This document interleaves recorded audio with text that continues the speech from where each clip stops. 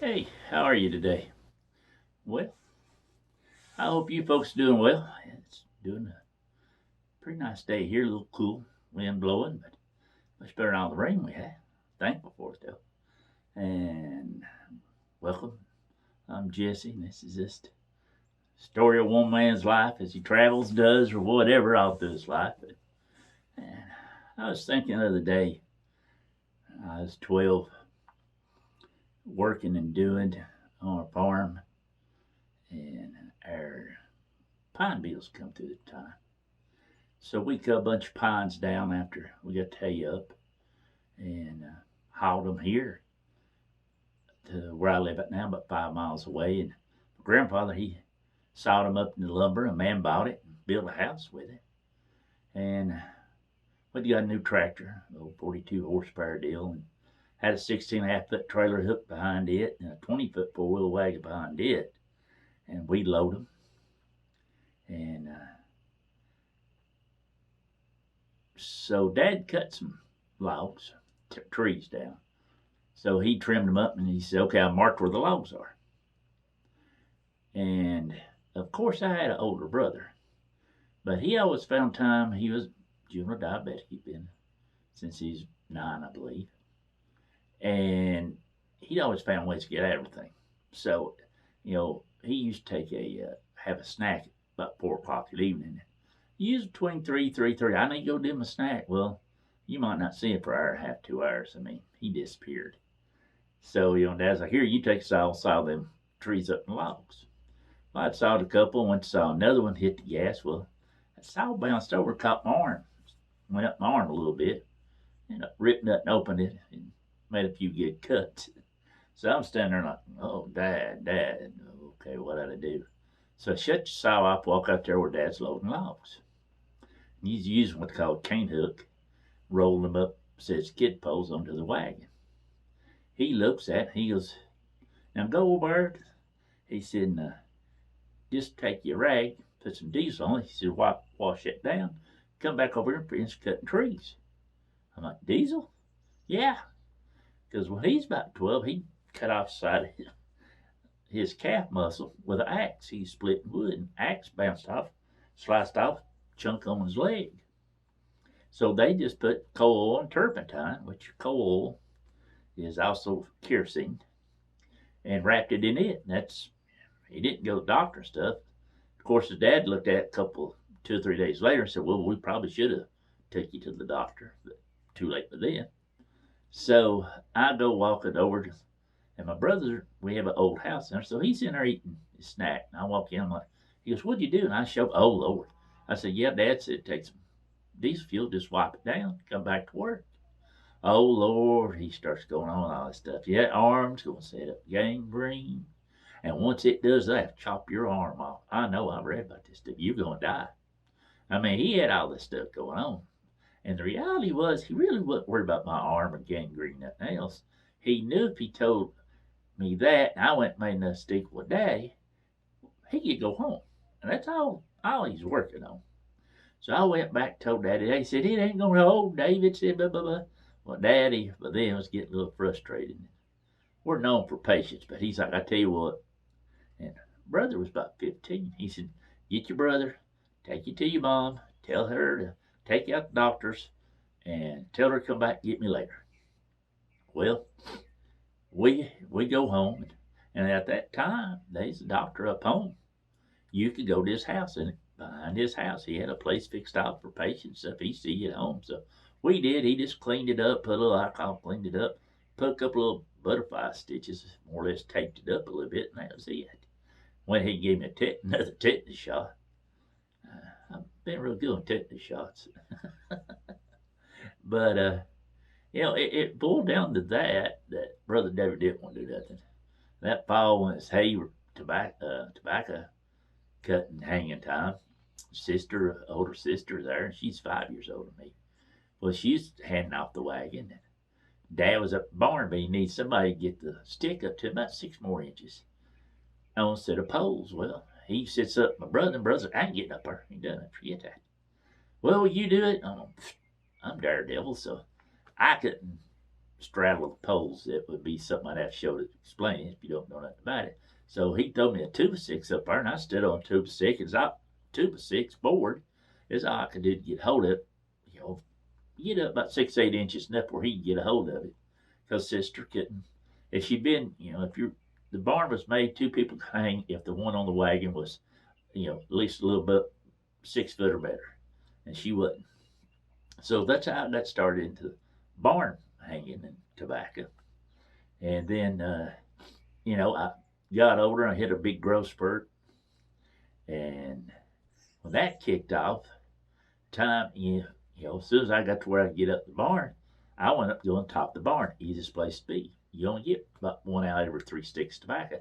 Now it's a lot hotter, but you do a whole lot less work than the guy on the wagon and the guy in the middle of the barn.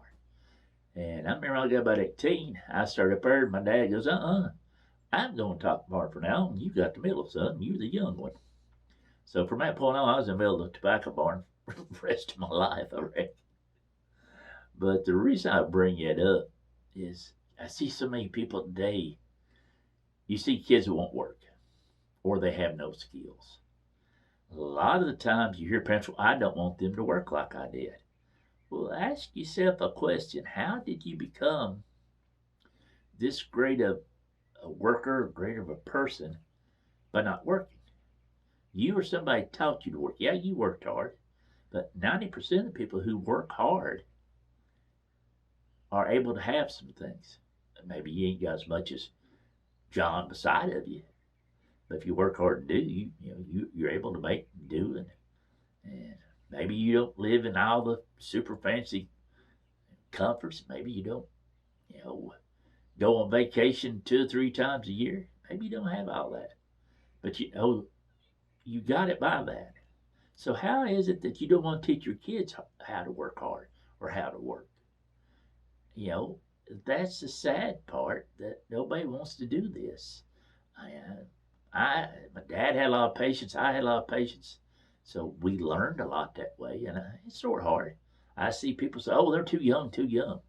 Well, they won't wait till they're 15, 16 years old. Well, ask yourself, by the time you get 15 or 16, you're not as much interested as hanging out with mom and dad. That's just simple as it is, folks. And you got your own life, you got things you want to do, and by then you're not interested in that stuff a lot of times that your mom and dad's doing. You want to go your own way, which is understandable. That's part of life. It's part of growing up.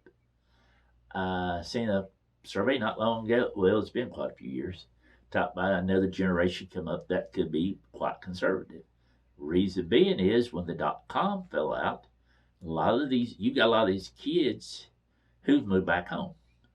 Well, the grandparents are raising the grandchildren now. And these grandkids are seeing these people who get up every morning, they go to work. I mean, they're up to 60s, 70s more working to care of their family. That's what they're watching. These grandparents a lot of times teach them what they're out, maybe they're working in the yard or doing whatever. Maybe they're in there cooking and teach them how to, cook and do things. And it's sad because, I've got friends who are raising their grandkids because, and the sad thing is a lot of the parents was raised what we would call right, but they have no desire. They're only interested in themselves.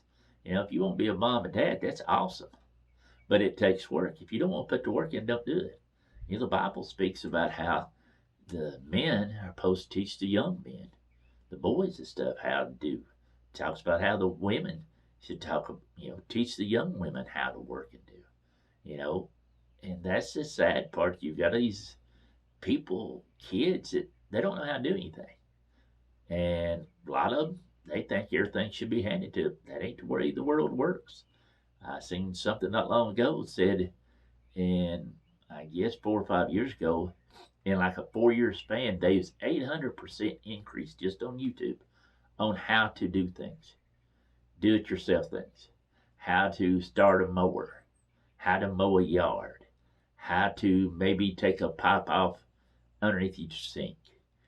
Things, and they said most of it is from the millennials, whatever, who have never been taught these things.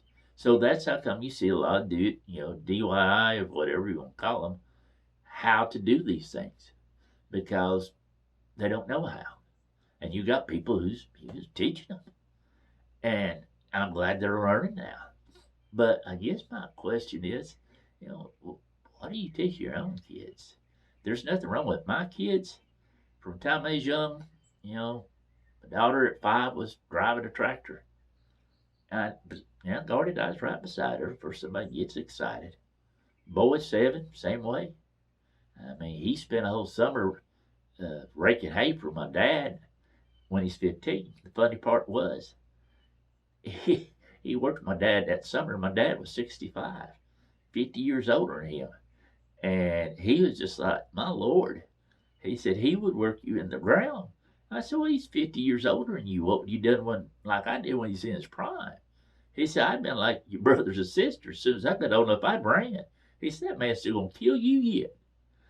But all he learned, especially that summer from my dad, when he went into the Marines, he could do a lot of stuff. And people would be like, where did you learn that? How do you know that? Other places he looked at, he said, man, I know a man that is 50 years older than we are who could outwork us today. Literally. He's done forgot more than you will ever know. But, that's the part of it right there. That's what people don't realize. And it don't have to be physical labor. You got knowledge up here. Share it with them. Help them. Be that mentor to them or whatever. Even think your own kids.